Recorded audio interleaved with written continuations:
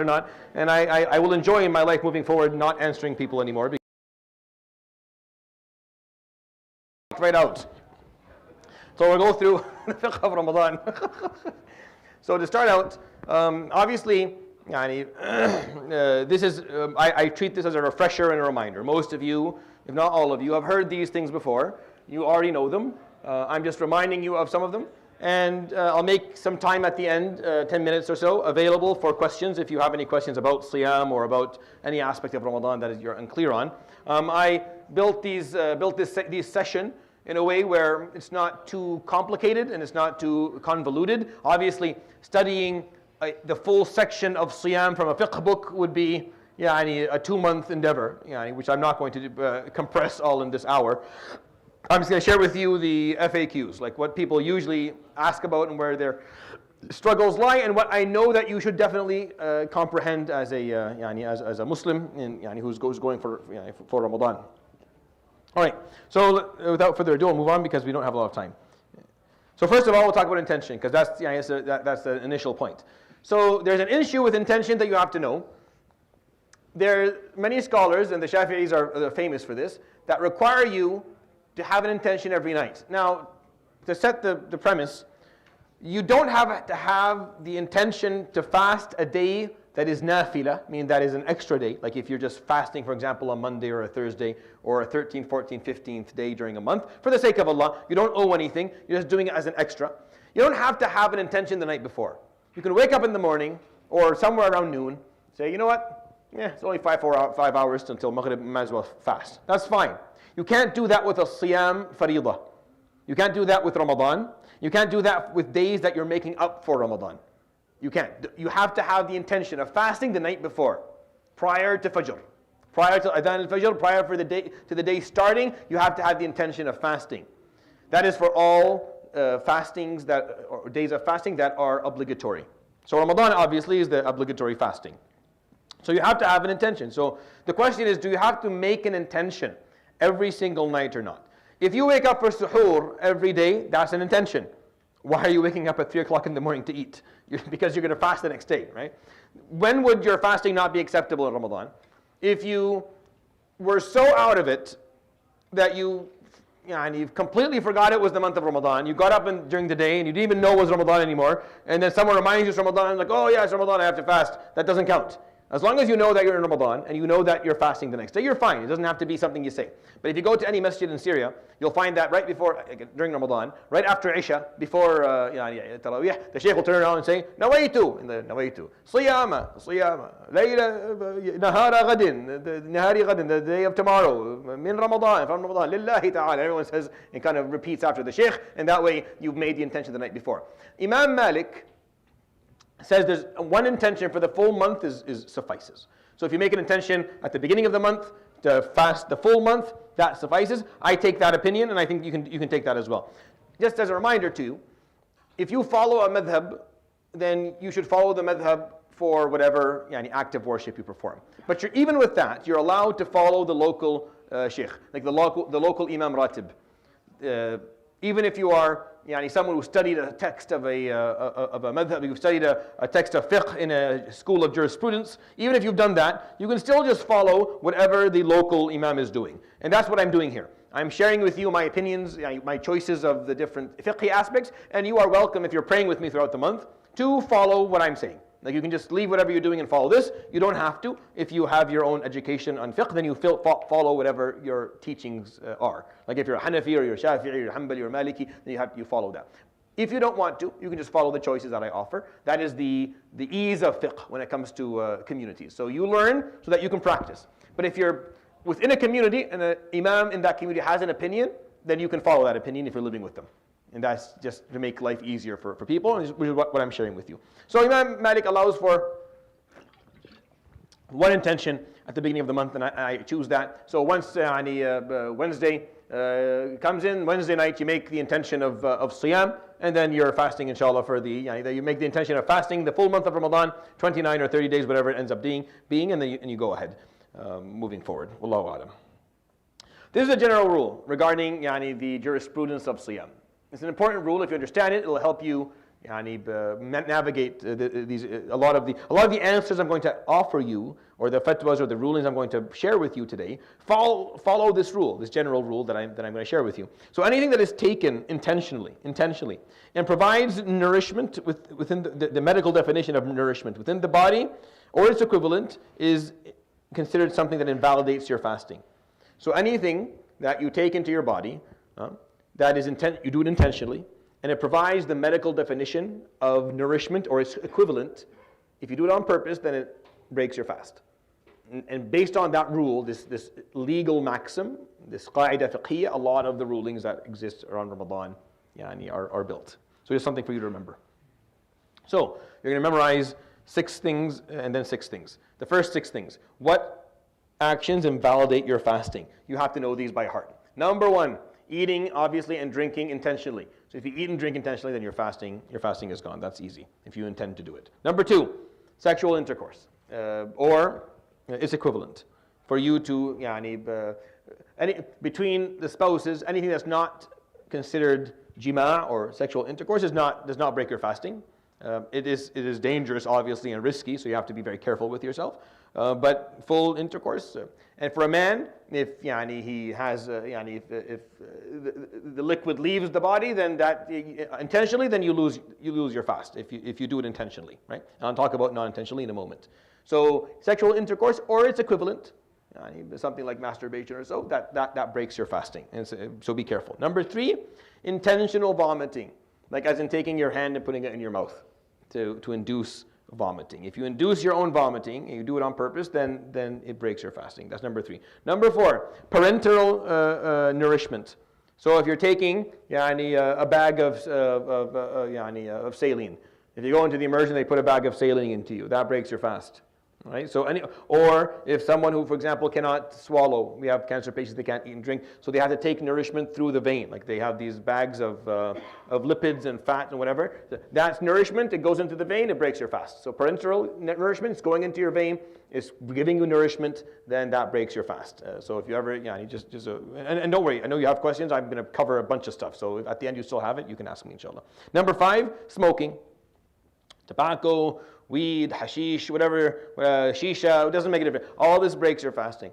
And this is not an issue of difference of opinion, by the way. And a year or 2 ago, someone came up and he wanted to argue why it's like, why is it? There is no difference of opinion on this issue. You're taking, first of all, the smoking or of anything, it provides some change to the metabolism of the body and to the biology of it. So it does affect how you feel in terms of hunger. And you're taking it in, and some of it is going down. It goes down your trachea, but some of it also goes down the esophagus. Either way, what you're taking down breaks your fast. So be careful. Don't do it during your fasting, and don't break your fast on it if you have an addiction.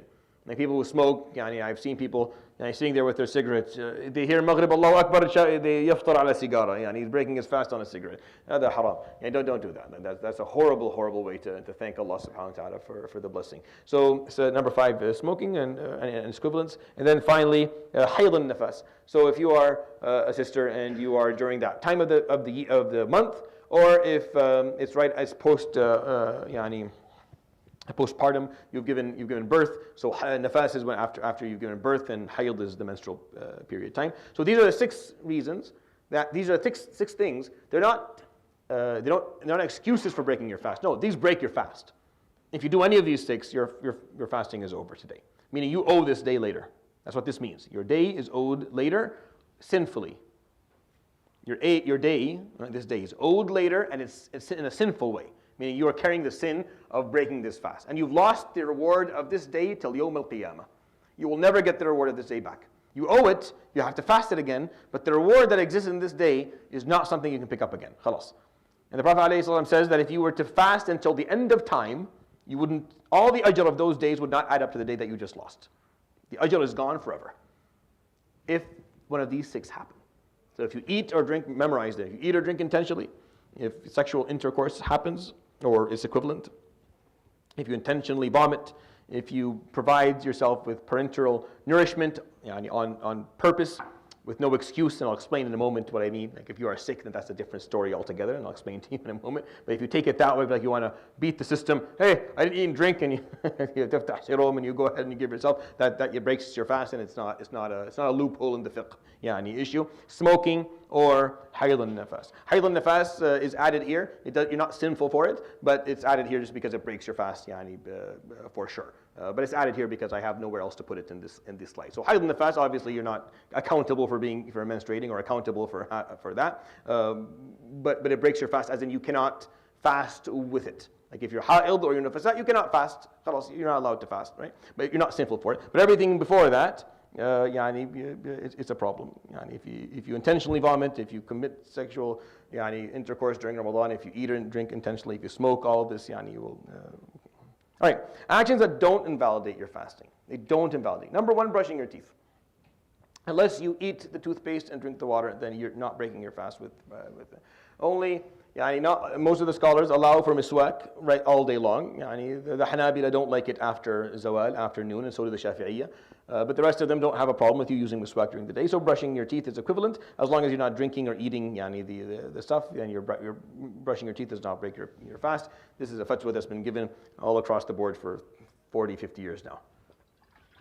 It's pretty straightforward. Number two, eating and drinking forgetfully. So if you forgot and you ate and drank, then it doesn't break your fast. It doesn't matter whether it's Ramadan or non-Ramadan. It doesn't matter whether you're fasting an obligatory day or even a tatawwu' day. If you're fasting and you forgot and you drank something or you forgot and ate something, إِنَّمَا أَطْعَمَهُ اللَّهُ وَسَقَاهُ. Allah subhanahu wa ta'ala just fed you and quenched your thirst. And the adab is that if you see someone doing it, don't remind them. Don't be evil like me. I used to do this when I was a kid. I used to wait for someone to do it and then point it out to them in the middle of it just to watch them choke. So don't do that. I didn't know it was haram when I was a kid. So don't do it. It's not something you should do. If you see them drinking or eating, just let them finish. Right? The issue though is if you remember in the midst of your chewing, then you have to stop. You have to spit it all out and cleanse your mouth. So if for example, there's a tamr sitting on the counter and you're on the phone in Ramadan, you're talking to someone, you forgot, you picked it up and you chewed on it. If you remember in the midst of it that this is Ramadan, you have to spit it all out. You can't just say, well, I started, might as well. No, might as well finish. Now it's eating intentionally. Now you've broken your fast sinfully. Now it's a sin, it's a problem. You've lost your day and so be careful. Same thing with water. If you're drinking, you remember, you spit it out. Right? You don't keep on going. Number three, unintended sexual pleasure. So someone who's sleeping and has a wet dream, to make this, to use the least offensive terminology. Wet dream. If you wake up, it doesn't matter. It doesn't break your fast. If you wake up, if you sleep at night and you wake up after Fajr, for example, you missed suhoor for some reason, you didn't hear, and you had a wet dream, your fasting is fine. I got a question once that they thought that their fasting was ruined because they woke up junub in the day of Ramadan. No, even if you had a nap during the day of Ramadan, and you had a dream, and you woke up, and there was, you had, then that's fine. You just make ghusl, so you can pray, but your fasting is fine. So, unintended sexual pleasure does not break your fast. But make sure that as a young person, you understand the difference between intended and unintended. So you don't kind of don't blur those lines. They're very clear. Either you're asleep and you woke up, or you're just acting like you're asleep, it doesn't count. Like you have to actually be out of it. So be careful here, because you can break your fast with doing that. Number four, intramuscular or subcutaneous medical injections that are not nourishing. Intramuscular, the ones that go into the muscle, or subcutaneous, where you pick up the skin and you put it under the skin. If they're not nourishment, they don't break your fast. So if you're taking an antibiotic, for example, it's going intramuscular. If you're taking a blood thinner, for example, it's going subcutaneous. Or even insulin, for example, going subcutaneous. These don't break your fast because they're not nourishment. These are not drugs that will give your body nourishment. They're not going through the mouth. They're going subcutaneously or intramuscularly. Then this doesn't break your fast.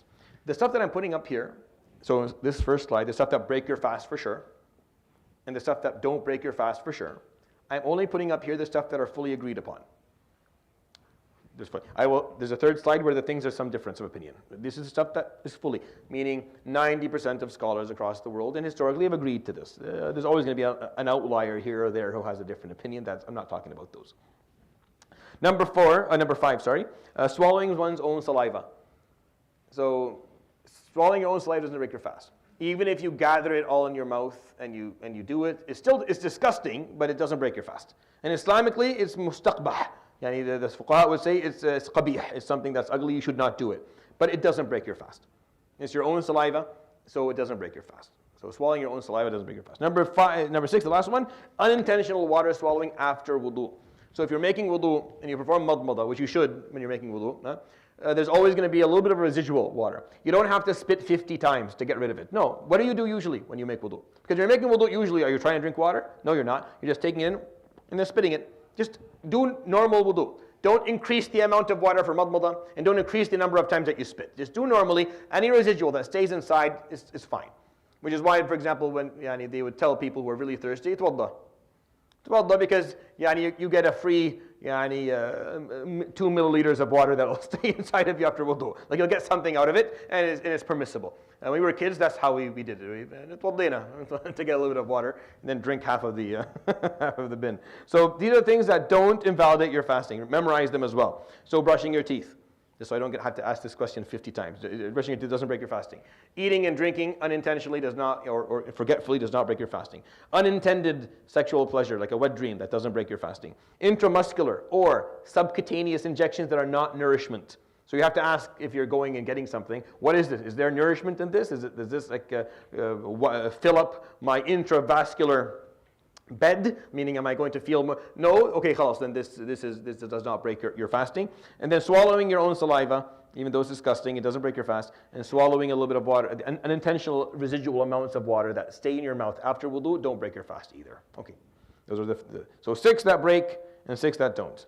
So if you know them, it makes your life a bit easier in terms of guiding yourself. Now, there are 4 things that I picked up or I put here that are of difference of opinion. I know there's probably many other things. That's why I'm opening some room for questions. But these are the stuff that come up. What are the things that have difference of opinion on them?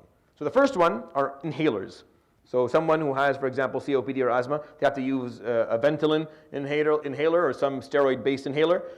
There's difference of opinion on whether this breaks your fast or not. It's a division among scholars. I'm not going to go into this session is not for me to explain the evidence behind each qawl. This is not a fiqh session where I'm going to explain to you why is eating unintentionally not haram. قال رسول الله صلى الله عليه وسلم من أكل في نهار رمضان ناسيا فإنما أطعمه. I'm not going to go through each and every piece of evidence. I'm just going to tell you the ruling. If you want to look it up, you can go look it up yourself and kind of read about it. I'm just giving you the zubda, the summary at the end. So inhalers, some scholars say it breaks your fasting, some don't. I don't think it does. I don't see it to be something that breaks your fasting. It's not recreational and it's not nourishment. It's just allowing people who have severe lung problems, it opens up, and people who know how to use it, it doesn't go anywhere aside from right into the lungs, and the lungs they're not getting nourishment out of it. Wallahu alam. But again, it's it's an issue of difference of opinion. You have to decide what you want to do with this because it doesn't fall under the big 4 schools of madhahib where you have a very clearly dissected, broken down, and explained and agreed upon opinion that you can just follow blindly. You have to kind of if you use daily inhalers, you have to read about this issue and make a decision. My opinion, that doesn't break your fasting. Number 2, ear and eye drops. Same thing. Same issue. The difference of opinion whether it actually breaks your fasting or not. My opinion is that it doesn't. Unless you have a hole somewhere in your ear and your eye. Some people have some degree, there's some anomalies anatomically, or maybe they have like previous diseases where if you put a drop in their ear, it'll go right down to their stomach or through their eyes, goes right down into their throat. If that's the case, then it does. But if you don't have that and you're using it not for recreation, but rather for for an illness, for example, like an ear infection or an eye infection, then even if a drop ends up inside, it's fine, inshallah. That's my opinion on the matter. Again, an issue of difference of opinion that's very widespread and very well known. So you have to kind of decide what you want to do. Number 3, non-nourishing IV injections or infusions. So I talked about subcutaneous, like under the skin, and intramuscular in the muscle. IV injections that are not nourishing. For example, antibiotics, like if you're taking ceftriaxone. For example, you went in and they opened up your vein and but you're not getting saline, you're not getting lipids, you're just getting an antibiotic. Does it break your fast or not? There's a difference of opinion. I believe it does. And my rationale, just so I explain to you my rationale, is that the fluid that exists in the bag is going into the intravascular bed. You see, your hydration levels is based on how much fluid there there is collectively in your vessels, in your vascular bed, like your arteries and your veins and all the micro the micro arterioles all together. How much fluid is in there? If it's full, then you're nice and nourished. If it's less, then you're dehydrated. So when you put fluid into that bed, then you get a bit of nourishment. So even though the intention of the IV injection is not nourishment, it's actually antibiotics, for example, something different, but you are getting some nourishment out of it. It's not a lot, but you're getting some out of it. So my fatwa on that one is that no, it breaks your fast. So if you're in the hospital, and usually if you're at the level where they are giving you an IV, you probably need to, you just break your fast. You're probably sick and you can make up for it later, because rarely do people, doctors decide to open IVs for you. But again, if you do parenteral nourishment, like if you put in an IV or something, you're not sick, thinking that if you do that, it doesn't break your fast. It does break your fast. So taking saline for sure breaks your fast. Giving blood doesn't. I didn't have that up there, but I should have added that. Every year I forget to add that. So if they're taking a blood sample, it doesn't break your fast. If you give away a liter of blood, it does. All right. So if you go to the blood bank and you're Sayyim and you say, I'm going to give my half a liter or a liter of blood, it breaks your fast. But if you have to do a blood test and you go to and they just take a little bit, that doesn't break your fast. Just as a side note, because I forgot to add them to this. Number 4, the last one, suppositories. Suppositories for the same reason. Some scholars, same issue. Some scholars say it doesn't break your fast. Some scholars do. I'm on the side that it does. I think anything that goes up from up or from down, it breaks your fast either way. So my take on these two, the first two don't break your fast, the second two do, Allahu Alam. For long arguments that I'm going to spare you of, but suppositories, Wallahu Alam, you're probably pretty sick, and it does, like something going, unfortunately when you put something up the rectum, even if it's not nourishing, it still does something to it still affects how we feel in terms of our hydration. So Wallahu Alam, it breaks your fast. So that's my take on it. However, these are issues of difference of opinion. If you choose the opposite opinion, you're well within your rights. Just read about it so that you can be educated about why you chose that. Because this is an issue that scholars have not agreed upon, Allahu Alam, historically. Okay. So what are the circumstances that allow you to break your fast? This is very important. So these 4 you have to know well. Number 1, illness. Illness is a valid reason to break your fast. It's a valid reason to break your fast. You don't have to, but if you do, it's a valid reason. When you eat and drink intentionally, it breaks your fast, and it's not a valid reason or valid excuse. But this one is. Illness is a valid reason. If you are sick, then you can break your fast. There's no haraj in that. And it doesn't have to be a specific type of disease or sickness. It is subjective, meaning you do have to choose, like whether you're sick enough to break your fast. There's no measurement that I can give you to say if you're sick enough to break your fast. There's no specific authority in the world that will tell you if you can break your fast or not. It's kind of a subjective choice, But if you understand what I'm saying, if you're ill, then breaking your fast is not a problem. You just make up for it later. What do you do if you're sick on a day of Ramadan, you get COVID, la samahallah, or you have an infection, or then you break your fast that day, and then you make up for whatever days you need to, and then you make up after Ramadan for the days that you missed. Number 2 is travel, probably the most famous of them all, because this is the question I get at least 3 of them every year. I'm traveling, what do I do? So this is a long topic. I'm not going to go into all the details. I'll just let you know that traveling is a valid reason to break your fast. If you are someone who travels frequently, let's say let's say you're driving back and forth from Toronto every day. It's a miserable thing to do, but let's say that's your job and that's your life right now. Well, technically you have the right to break your fast. Technically, I can't stop you. You could make the argument and you could break your fast. The question becomes if you are going to be driving every day for the foreseeable future, then you probably shouldn't. If for the foreseeable future you're going to be driving every single day, then because how are you going to make up for them? The question becomes: are you going to make them on weekends? I don't think you will. If you will, then that's fine. For example, truck drivers. Someone who that's all they do. They just drive around all the time. So they're always traveling. They're always in some city. Like that's their lives.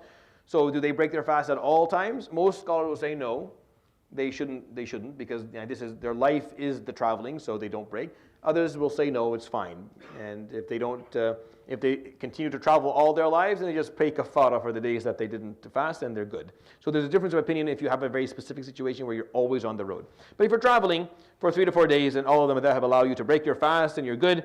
If you're traveling longer, the Hanafis allow for 2 weeks or longer, and others have different opinions on the matter. So if you're traveling, I usually tell people that if you're assess. The Prophet ﷺ told people, لَيْسَ مِنَ الْبِرِّ الصِّيَامُ فِي السَّفَرِ. It's not virtuous for you to fast during travel. Because their travel sucked. Like their travel back then was horrible. Can you imagine what it was like to travel back then? Imagine getting out of your house on a donkey or a horse or in weather like this. Like this weather that I don't like, the equivalent of it is the scorching heat of the desert. And then you have to travel for 3 or 4 days. Yeah, if you can make it to where you're going alive, then good for you. Like without the difficulty of fasting. Like fasting is you don't need to be fasting. Without fasting, we're not sure you're going to make it. Like it was very difficult. Today, traveling is not as difficult. I'm not taking away the hukum. No, it's still a valid excuse for sure. Anything over 82 kilometers for sure. Anything out of the city, in my opinion, is fine. You can break your fast. Just if you are someone who's not good at making up for your fast, think twice before you break it in Ramadan. If you break your fast for traveling or for illness, for example, the reward of that day doesn't go away. It's preserved. For when you make up for the fast, you get it again. But if you break your fast intentionally, then it's gone. Right? So if you're like, oh, I don't want to lose the ajr of Ramadan. I'm sick, I don't want to lose the ajr of this day. No, you're not going to. Break your fast, and when you fast it again, you get the full ajr of that day because you had a valid excuse to break your fast. So traveling is a valid excuse. Number 3, pregnancy and breastfeeding. For ladies, obviously, not for men. Ladies who are pregnant have a valid excuse to break their fast, and if they're breastfeeding, they also have a valid excuse to break their fast as well. And I'll explain some details about this a little bit later. And then the last one is severe fatigue. So if you are a roofer who's trying to fast Ramadan in July, then you may run into this problem. This is your livelihood. Your livelihood is to work like this, and if the day of July is 19 hours or something, and you're in the sun the whole time, you may run into severe fatigue, or you may die fasting. You're not supposed to harm yourself or harm your body. So severe fatigue is a very acceptable reason to break your fast. However, here's the caveat. You have to make the intention to fast every night, and you have to start your day fasting every day. You can't say, oh, my job is difficult, I am too fatigued, and then you just don't intend to fast and you don't fast at all. No, that's absolutely not acceptable Islamically at all. You have to make the intention every night. I'm going to fast tomorrow, and then you start your day fasting. And once you get really tired and you're like, I'm getting dizzy, or I'm going to get sick if I don't eat and drink, then you break your fast, you eat, you drink, you eat and you drink, and that is valid excuse, and you just make up for it later on in the year when it's an easier day. No problem at all. I had people, I remember 10 years ago, when I came here, or no, it's more now, it's 13. I came in July 2013, and Ramadan was in July. And oh my God, the difference. Like I left Syria and Jordan, and I came and I started fasting here. A'udhu billah.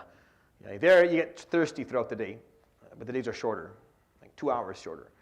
You get a bit thirsty. Here, it's like the day never ended. It's like I never got thirsty, but the day wouldn't end. Like I start to starve. I felt the pain of I never felt that before.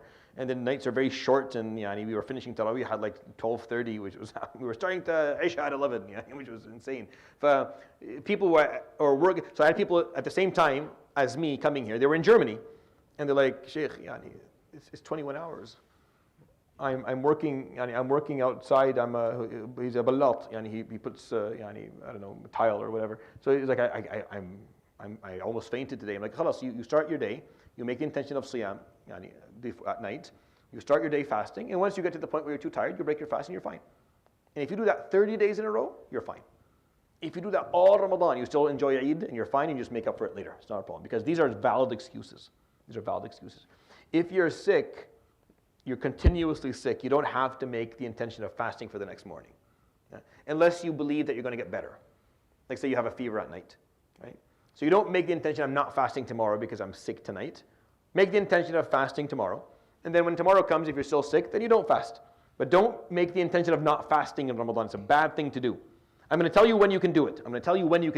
But if you have a transient illness, or even if you're traveling, like I don't know when I'm going to get home, don't make the intention of not fasting tomorrow. Make the intention of fasting, and then decide tomorrow if you're going to fast or not, because you have a valid excuse. But never make the intention for a day of Ramadan that I'm not going to fast it.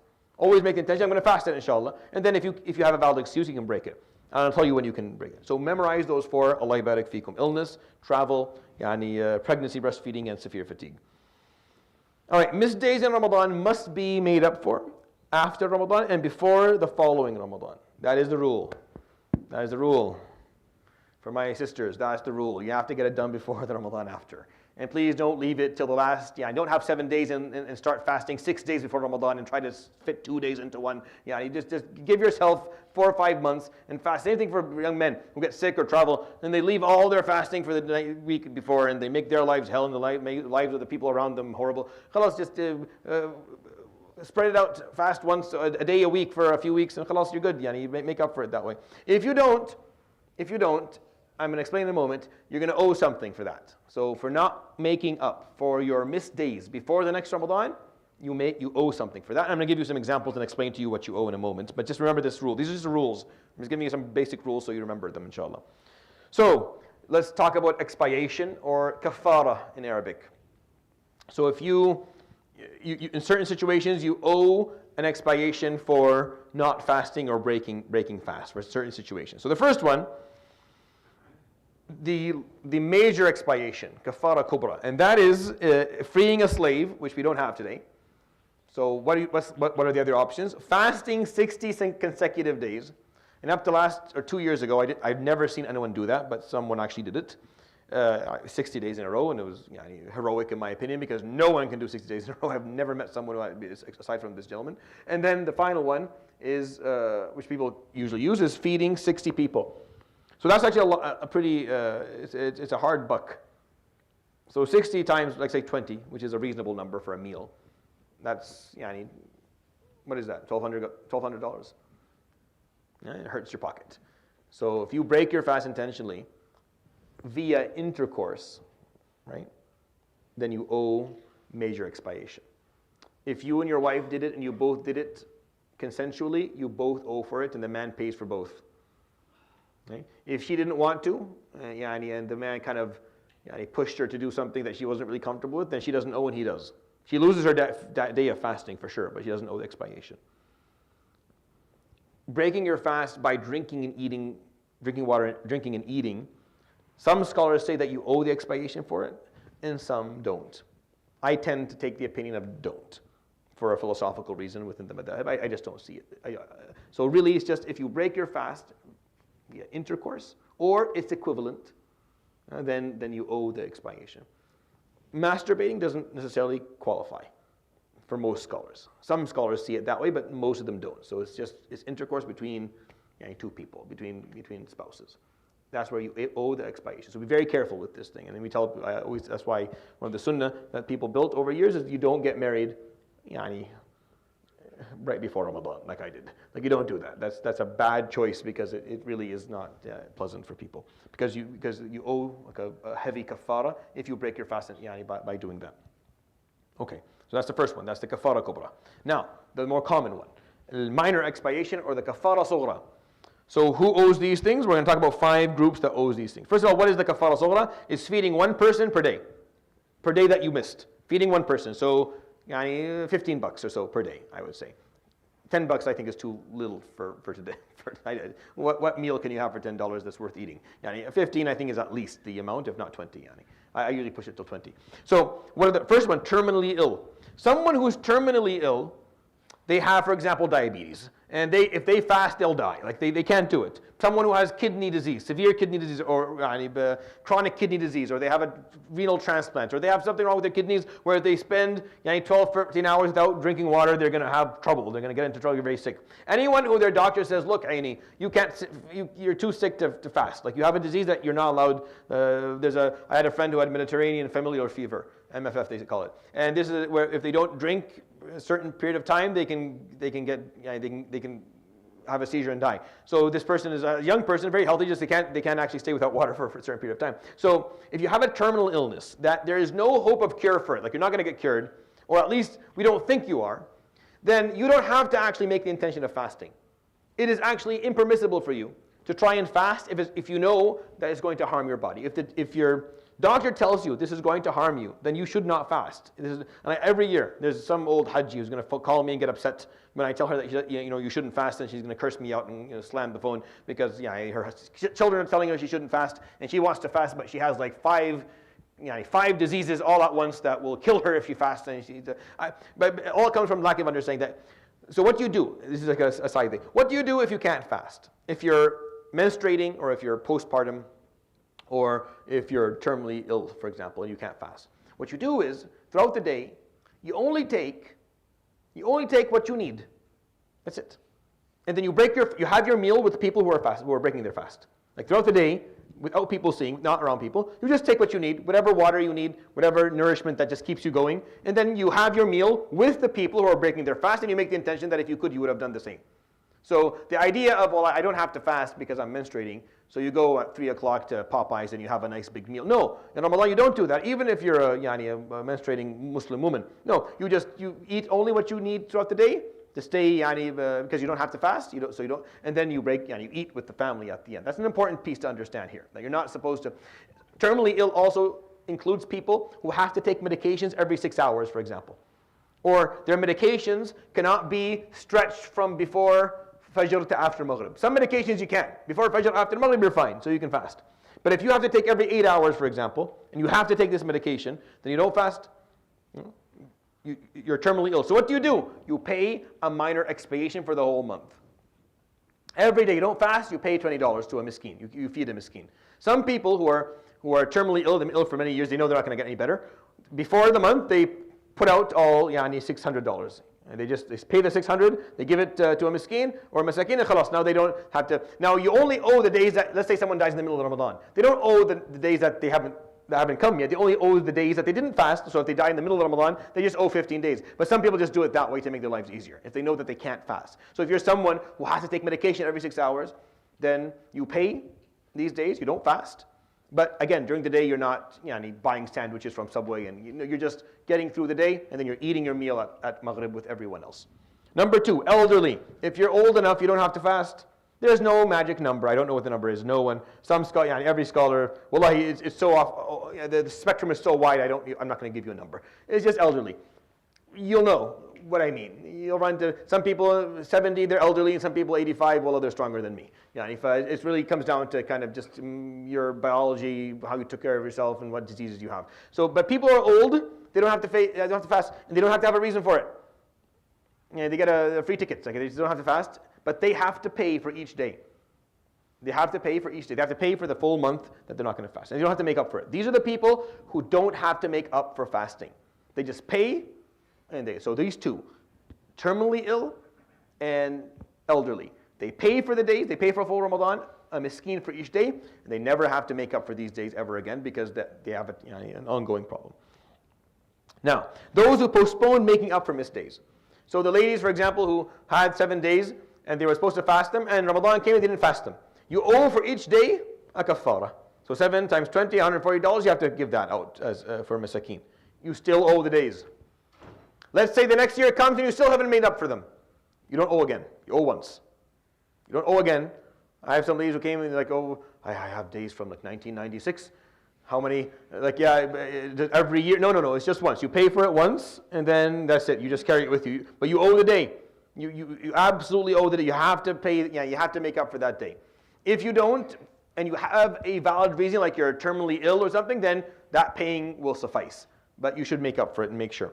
I have some people who came to me and said, I went through 10 Ramadans. I never fasted a day. I owe 300 days of fasting.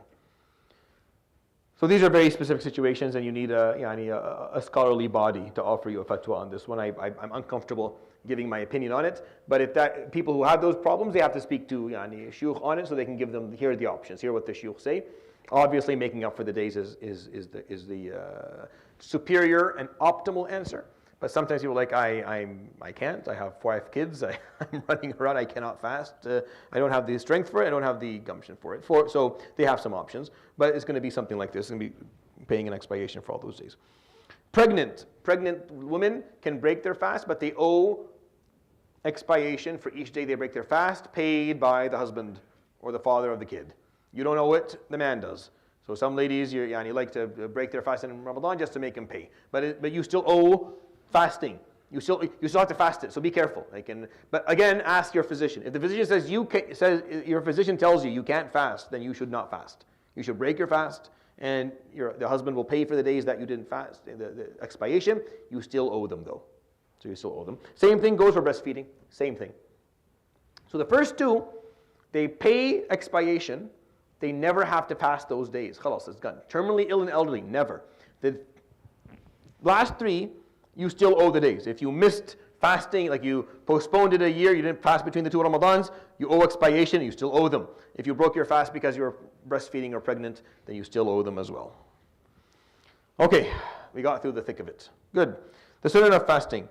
So daily and late suhoor. Make sure you have daily and late suhoor. I'm not a big suhoor person at all. At all. My father used to wake up.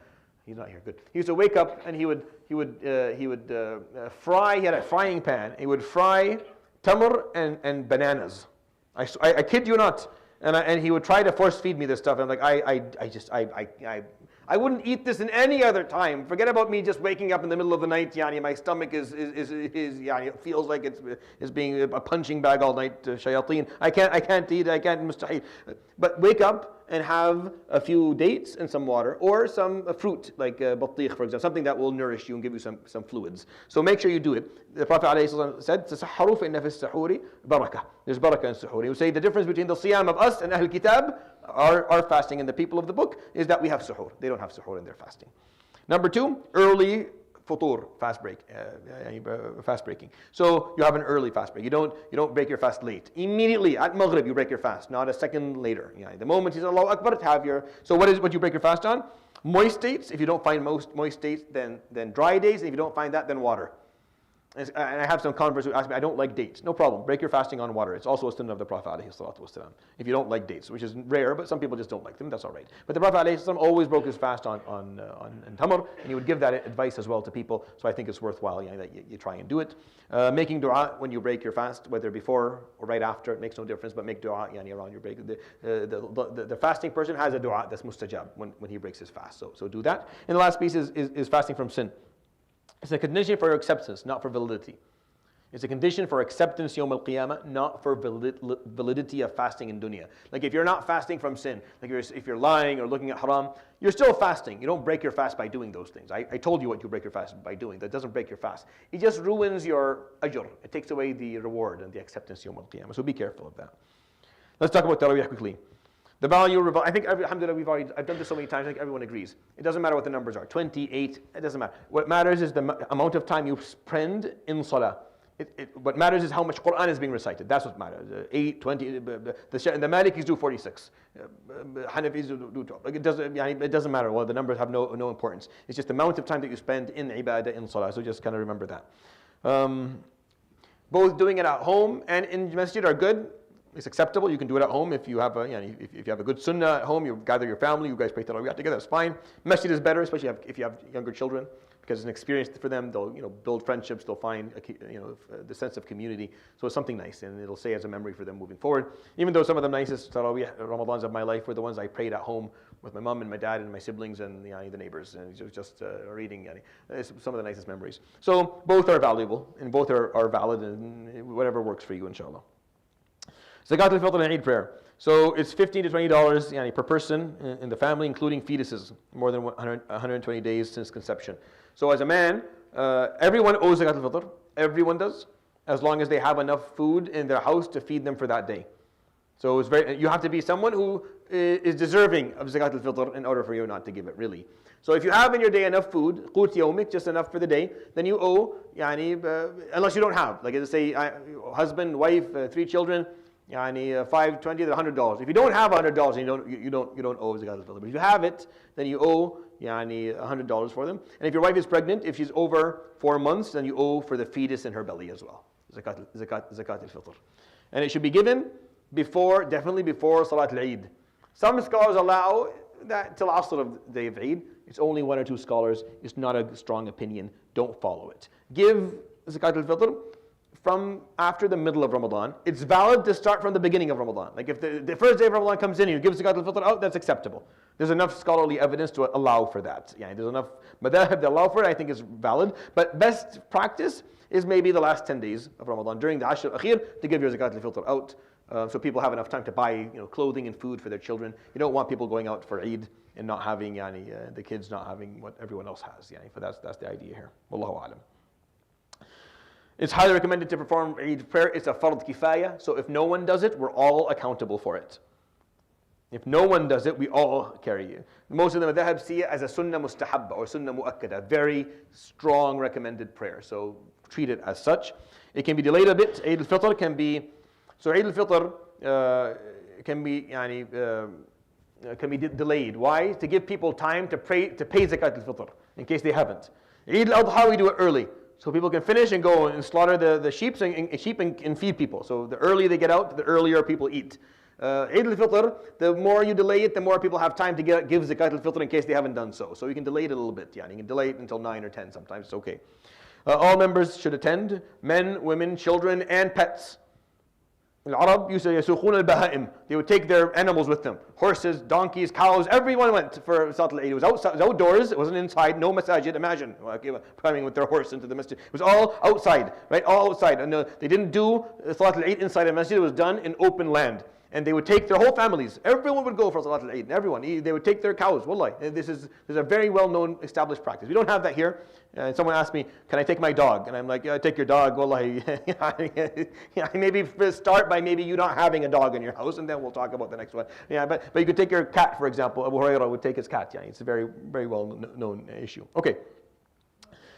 We should have one Eid if possible. We have millions of Eids, unfortunately, we can't go. But the preference is that one community, only enough Eids, only enough prayers to encompass all of them. So why? Because the idea is everyone comes together, is that we all gather and we unite and we spend time with one another. Yeah, I guess that's long gone now. Okay, so Q&A. We have 10 minutes for questions. If no questions, I will excuse myself. But if there are questions, this is the time to ask them, so I can help you, inshallah, with any issues regarding something. Go ahead. Okay, so good question. So I'm going to answer this because this is like So playing sports. I'm going to add to that swimming. All right, I'm going to add to that anything that you do that is not. I'll answer the twofold question for you, inshallah. So anything that you do is recreational. You can do it, but you're responsible for it. It's on your own expense. So if you want to swim in Ramadan, go ahead. But if you drink water, you lose your siyam. That's your problem. Like you lost your siyam. Even if it's by mistake, you lost your siyam. So you have to be careful. When you decide to make a choice that's recreational, you pay for it. So if you're going to say, I want to play a sport today, and you end up coming to severe fatigue, and you have to break your fast, and you break your fast, you're accountable for that. You're accountable for that day. That's your problem. Professional athlete, same thing. It's the same thing. Because Islamic scholars till this day have not recognized professional athleticism as a valid job. Like they don't see it as a valid work. I don't think they understand how much they make. Maybe if they did, they would change their minds. But they don't see it as a valid way of work. I do, because I guess there's no way out of it. This person has been training all their lives to be there. So I believe that if they are playing a sport and they're taking all the precautions possible so they don't break their fast, and then they're forced to break their fast, then inshallah, it's a valid excuse.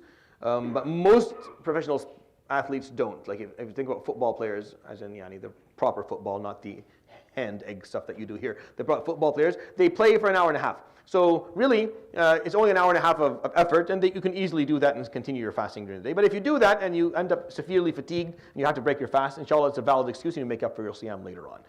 But again, recreational activity, that's on you. If you break your fast, if you do it and then it causes your fast to be broken by drinking or eating or coming to a point where you can't fast anymore. So be careful for that. No one has to stop doing their job if it's going to cause severe fatigue and they're going to break their fast. If like the roofer in July doesn't have to say, well, it's Ramadan, so I'm going to not work so I can fast. No, you don't have to do that. Islamically, what do you do for a living? Is it halal? Yes, then you can continue to work. Even if working is going to cause you to break your fast every day out of fatigue, that's fine. This is your livelihood. You're never asked not to go for your rizq. Islam will never tell you to do that. You can find days to break to fast later. Yes. Just give me the example of what you mean there. No, so very good. So the question is like if you swear or curse or say, does that break your fast? No, it takes the reward away. There's a difference. There's a difference between validity and acceptability, right? So first, I'm explaining for you here what makes it valid and invalid. So eating and drinking intentionally, or sexual intercourse, or intentional vomiting. This takes away the validity of the fasting, fiqhan, meaning you have to repeat it. Now, the reward of the fasting, the acceptability of it, a lot of things affect that. Swearing and conflict, they take away the ajr, but your fasting is still valid. You don't have to make up for the day. Understand the difference here? So the same thing in salah. Like in salah, if you let gas out, your salah is over. Even if you are at the highest degree of khushu' known to man, if you fart in salah, you have to go back and make wudu and repeat again. So that's validity. On the other hand, if you hold on to your wudu, but you're thinking of batata the whole time, your salah is valid. There's no reward in it because you weren't doing what you were supposed to be doing, but it's valid. So there's difference in Islam between permissibility and validity and acceptability. So they're different in reward. They're different. Why? Because what I'm teaching you here, fiqh is the fiqh. I'm teaching you the mechanics. What you have to do in order for it to be mechanically valid. If you want it to be accepted by Allah subhanahu wa ta'ala, you have to dive deep. Okay, what am I fasting for? What am I fasting from? And how do I behave during fasting? What ethics I have and conflict and all that stuff, right? So that's a different level, and that's not what I'm talking about here, but it's a very good question. So conflict or swearing or lying, it doesn't break your fast, but it sure takes away the ajr of it. And that the Prophet ﷺ said this, مَنْ لَمْ يَدَعْ قَوْلَ الزُّورِ وَالْعَمَلَ بِهِ فَلَيْسَ لِلَّهِ حَاجَةٌ فِي أَنْ يَدَعَ طَعَامَهُ وَشَرَابَهُ. Those who don't stop lying or giving false testimony or acting based on it, there's no need, Allah has no need for them to stop eating and drinking. There's no reward. You can do it, so there's no fariḍah on you, but you're not going to get anything for what you're doing. All right. Any other questions? Yes, go ahead. The what?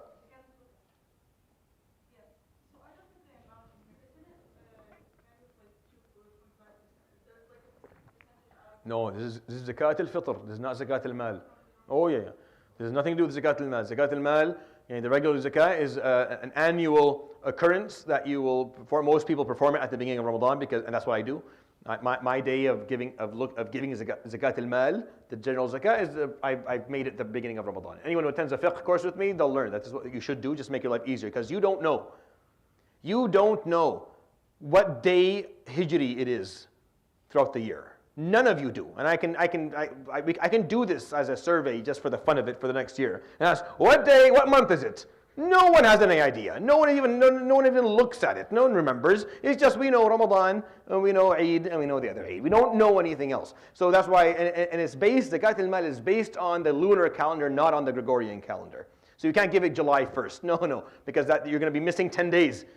It'll be 10 days of haram money in your bank account every year. So you start with the beginning of Ramadan. But Zakat al-Fitr has nothing to do with that. Zakat al-Fitr is the morning of Eid. If you have more food in your house than what you need to eat, and you have the amount to give people, then you owe it. So and that goes for everyone. So and Zakat al-Fitr, almost all Muslims pay, except those who are extremely poor, and that makes sense because that money goes to them.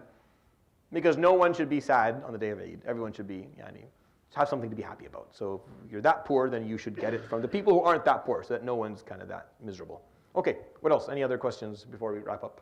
Yes, go ahead. If a father has a child that is terminally ill, a child of age, so post-puberty, is the father responsible? Yes, so if he's terminally ill and you're capable, then you are responsible.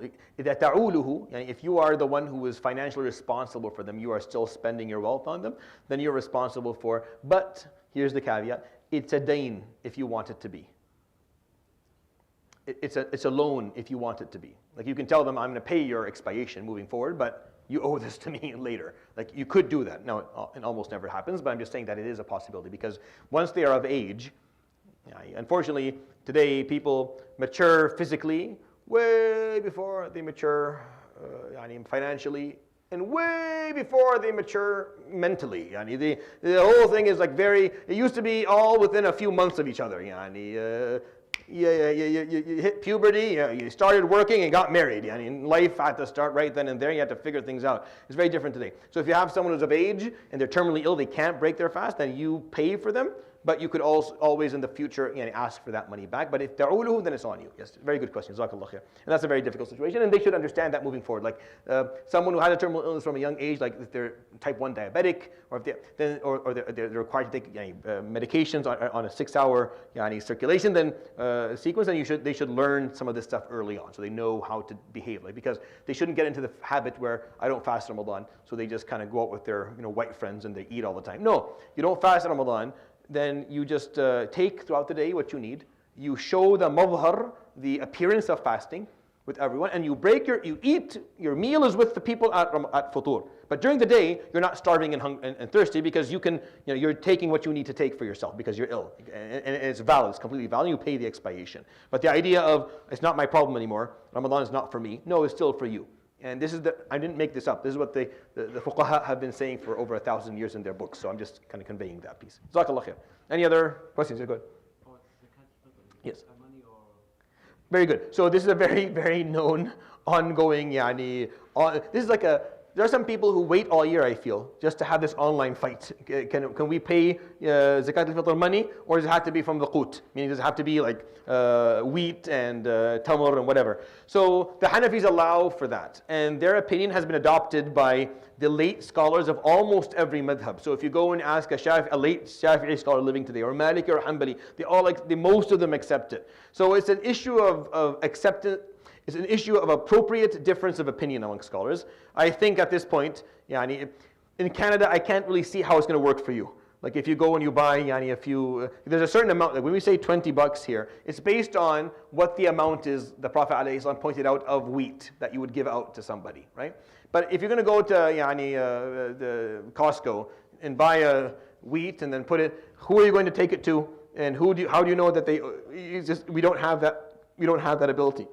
So you pay it in wealth, and then the organizations actually, they take it and they give it out in food to make it easier for you. So Wallahu Alam, the way that's happening now removes the khilaf, because it used to be that it's going as money. It's not going as money for most charities. Most charities take Zakat al-Fitr money and they buy with it taheen and sawiq and tamr and zabib, all the stuff that you're allowed to use as Zakat al-Fitr, and they give it out as food to people to get out of the khilaf. So I would just give it as money here. I can't imagine how you would do it any other way in this country. If you figure it out, tell me. I'm interested to know, because I don't think it's possible. But it is a very reasonable difference of opinion. Like, it's not wrong to give it out money, even though people like to fight about it a lot. It's not. It's just a fiqhi, just a difference of opinion. It has a valid evidence, and it's an appropriate issue, inshallah. Any other last question? Yeah, go ahead.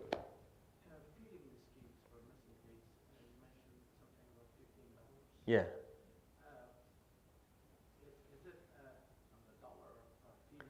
It's per meal. It has to be based on the city you're living in. Yeah. So this little loophole. Oh, I can with $15 feed 1,000 people in. No. It's here, I think. Very good question. Yeah, I've heard this loophole. Oh, how much is it, Sheikh? It's like, this is going to cost you this amount of dollars. Oh, I can feed like a tribe in some faraway land. No. So you still owe it. Even if you send it there, you still owe it based on the value that it carries in the country that you broke your fast and you lived in. So very good question. Jazakallah khair. Excellent. Anything else? Yes, go ahead. What are the opinions on performance-enhancing drugs that have effects later on? For example, like C4. Very good. It breaks your fast for sure. So performance-enhancing drugs are considered drugs that bring nourishment and beyond. So performance-enhancing drugs that are one step beyond nourishment. Like I'm saying, I'm Darwish, I'm just talking nourishment. Performance-enhancing drugs are bringing more than that. So it definitely breaks your fast. Now, if your question is generally speaking, be very careful with this garbage. Be very, very careful. I know we all want to look like Schwarzenegger. I'm old, so that's not what you probably remember. We all want to look that way, but a lot of these bodies that you see are absolutely impossible in the real world. Like, they're biologically not possible to achieve. The muscles they don't grow that way unless you pump them with something that is absolutely abnormal. That has a plethora of biological, physiological problems that occur later, and this is the piece that they don't show you. Like when you watch the shined up guys, showing off their stuff. Really, you don't know the backstory. You don't know what they end up dealing with later on. You don't even know how how many problems they have in terms of the liver and their kidney disease problems. This is something that's not taken to you. So be careful with performance enhancing. Proteins stuff is reasonable, but you have to take it with a lot of education. If you take a lot of protein and you don't know what you're doing, you'll end up with the doctor over there, he's giving you dialysis. Because you've absolutely botched your kidneys and you'll never, you'll need a transplant. So be very careful with this stuff. I often advise young men not to buy into this too much because they don't know what they're, just be healthy, eat healthy, work out, play a sport. You'll be fine. You don't have to be, you have to look like, I don't know, the Liver King or whatever crazy things that we're watching these days. The world is very. No, there's a documentary on him. That's how I know him. That's all. I like documentaries, especially that talk about these things, because a lot of this stuff is harmful to the body. Wallahu alam. Okay. I think that's good enough. It's 9:06. جزاكم الله خير. سبحانك اللهم وبحمدك لا إله إلا أنت أستغفرك وأتوب إليك. وصلى الله وسلم وبارك وعظم على نبينا وحبيبنا محمد وعلى آله وصحبه